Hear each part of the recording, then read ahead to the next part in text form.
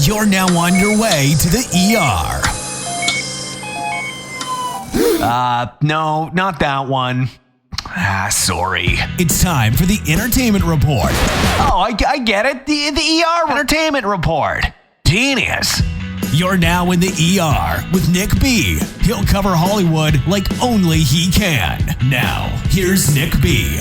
Apparently, comedian Tiffany Haddish had it bad for Superman actor Henry Cavill, as she recently detailed in an interview. She said after meeting him that he was awkward and nerdy, saying, "I used to really want Henry Cavill. I think he's so hot, but I met him and he was so awkward. It was like, this would be weird." The Girls Trip star admitted to the Los Angeles Times in an interview published last Thursday. Haddish, 44, described the Superman star, 40, as a nerd, theorizing that he would, quote, be more comfortable talking about fantasy game Dungeons and Dragons, end quote. Or maybe he just never had a black woman be like, "What's up? What's your credit score? Do you like spaghetti? I'll cook for you. Are you afraid of South Central or not?" But he's still beautiful. Most people know Henry Cavill is a nerd. In fact, he almost missed out on Superman because he was playing a game. It's probably for the best, as Cavill is expecting his first child with his girlfriend, so it all worked out.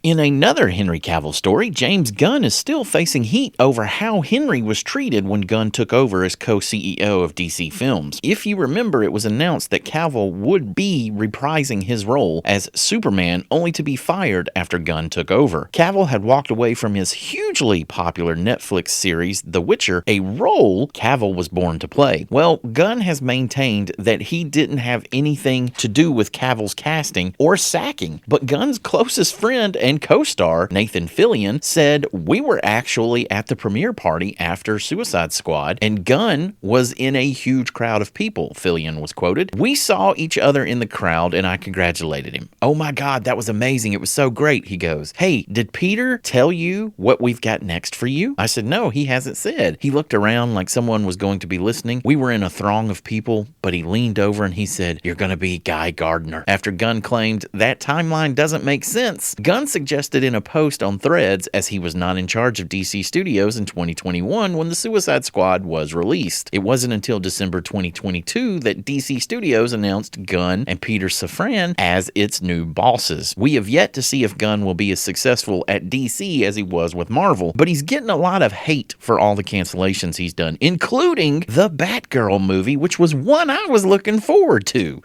Tom Brady was roasted on Netflix Live, and man, did they come for him. They attacked him on his team, his marriage, and more, but apparently one subject was a little too far, as Jeff Ross quickly found out when he made a joke about Robert Kraft. Brady waited a little while before getting up and voicing his displeasure with the joke, telling Ross to not say that shit again. Brady has been very outspoken about his love for Kraft, the owner of the Patriots. Brady would eventually take the podium and would attack most of the league, and then went in on the Kansas City Chiefs, saying most of their fans were 14-year-old girls. He even made a Taylor Swift joke. We have the video up on the website, so go and check it out.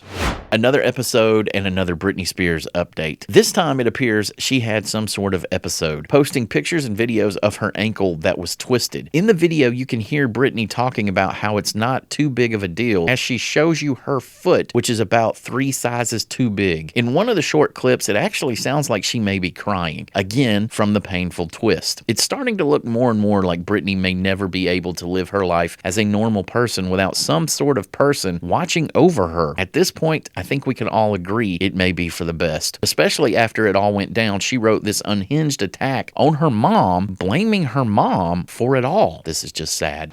Pauly Shore is pushing forward with his movie about Richard Simmons, regardless of the namesake's objections. You'll recall we've been following this story since it first broke, with the former exercise guru going back and forth with his approval and then removing approval of the film, then going back and removing approval again and giving approval and removing it. It's been a back and forth. Well, now Pauly Shore has announced he is moving forward with the movie with or without Simmons' endorsement. If you haven't seen the teaser trailer that is out, I would highly recommend you check it out. You can see it up on our website. That's going to do it for another episode of In the ER with Nick B. To learn more about me, visit www.nickbnation.com and be sure to follow me on all socials. I am at Nick B Talks. Y'all be good, and I'll see you next time.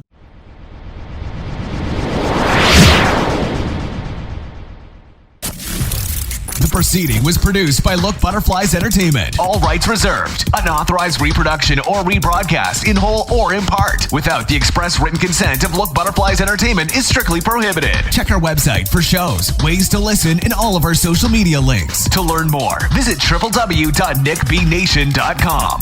Thanks for listening, and we'll see you next time. Look, butterflies.